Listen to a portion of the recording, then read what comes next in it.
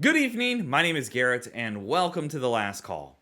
Tonight's final drink is from New Riff. This is their Kentucky Straight Rye Whiskey, coming in at a 50% ABV, at least 8 years old.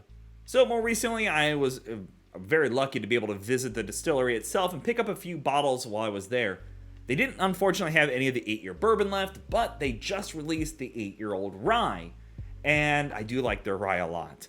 And I know some people have some love or hate towards New Riff in general. Personally, I really enjoy their offerings, especially in the rye category.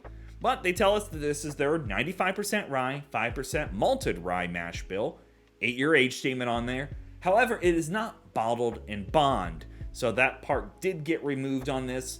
I'm still very interested on how it will compare to the standard rye that they do, but we'll check out that in a later video. But for now, let's just jump into this one. I love their bottles. I love the striking black look on here, that kind of tapered granulate effect going on. I love it. Now, I haven't got to try this ahead of time, not even at the distillery itself, so we're going to find out together. So, as always, make sure you like the video, subscribe to the channel, hang around for a bit. Become a member if you'd like. If you're interested in some of the other reviews I've done over New Riff's products, they'll be linked up above and down below. Again, I am a fan of their rye. Their bourbon is really solid in my opinion. It's not for everybody. That tends to be the one that people are like, I don't like it, or I really do like it. But yeah, we'll definitely do an A-B comparison between this and the standard rye that they release. It's a gorgeous color on there. Yeah, very dark. Wow. It's a lot darker than I was expecting. It's gorgeous, though. Alrighty, let's go for notes. Ooh, that's rye. You're getting a lot of that spicy herbalness going on. And still not your typical kind of what most people think of when it comes to rye, the 95.5 rye coming out of places like MGP. You're not getting that dilly or medicinal or anything like that. Herbalness, there's a rye seed, almost like rye multi-grain bread note going on. But a lot of sweetness in here too. Almost teetering close to being like a finished rye. Very close to that. Like it's got kind of a syrupy sweet note going on in there. And it's opening up beautifully.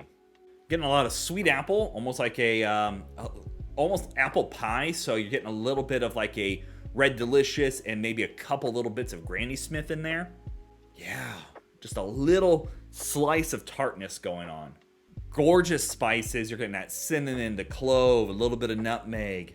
Not quite grandma spices or like baking spices in my opinion, but a beautiful cinnamon. That rye herbalness is really lifting things up, being very spicy, yet almost, it kind of teeters close to that floral rye note that I can sometimes get.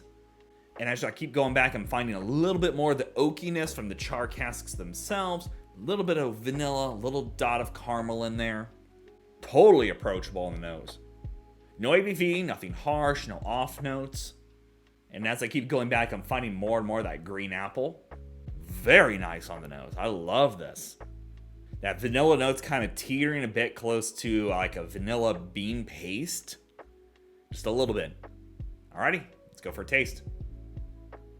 That's interesting. Whoa, that took a weird turn. That took a very weird turn. Not a bad one, but a weird turn. It starts off kind of fruity, floral, rye spiciness, rye breads. And then it takes this like Tokyo Drift and goes very oaky and a little bitter. And then it's just kind of got those little bit of peppery spice notes going on here in the finish. Interesting. I was not expecting that.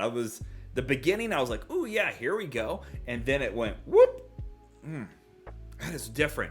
Hold on, I got to get my bearings about myself. I wasn't quite ready for that. Okay, second sip here.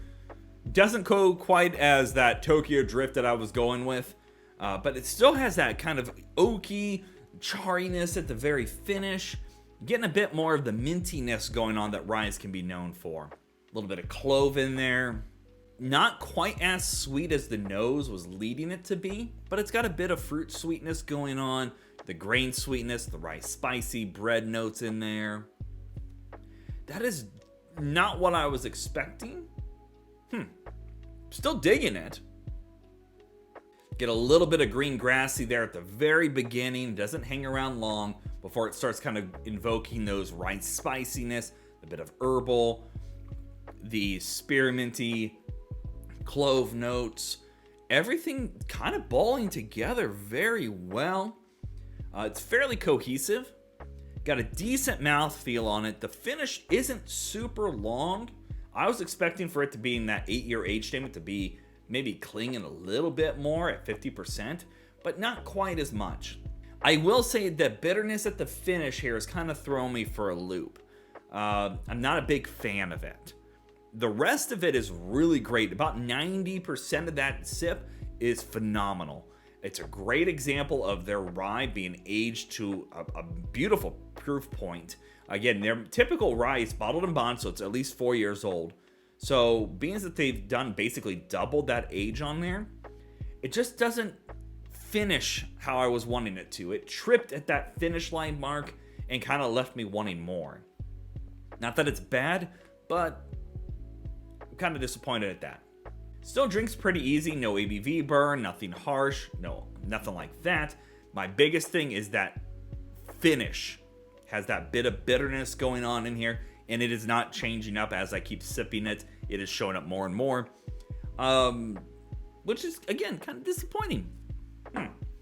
All right, well, with that kind of flat note, let's talk about what kind of grade we want to give her. I mean, to be honest, price point on this at the distillery was $70. And I don't know if this is going to get any kind of online retail. The bourbon did, but I haven't seen anything officially on the rye. I'm assuming it will. Honestly, I want to give it probably a B-. I could also be swayed into the C+ range. And here's why. The nose, really great for them. The palate is awesome. The part that kicks me in the teeth is that finish. It's a little too bitter for me, and it's just me giving tough love on that.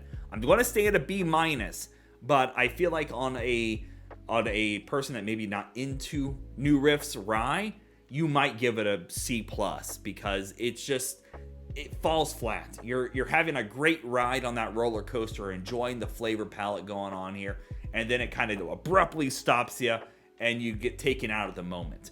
And that's kind of how the finish goes for me.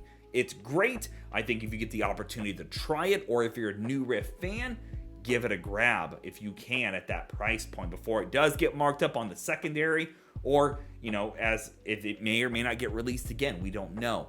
Just be warned, for me personally, that finish goes a little bitter for me. But overall, I'm going to keep it that B-, though. I kind of want to beat it up a little bit and go C+.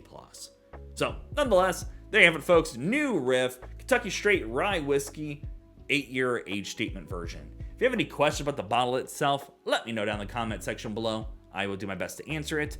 And if you have any specific spirits I should go looking for, also let me know down below. I love doing these reviews and sharing with you the experience at home. And as always, may your last drink of the night be the best one.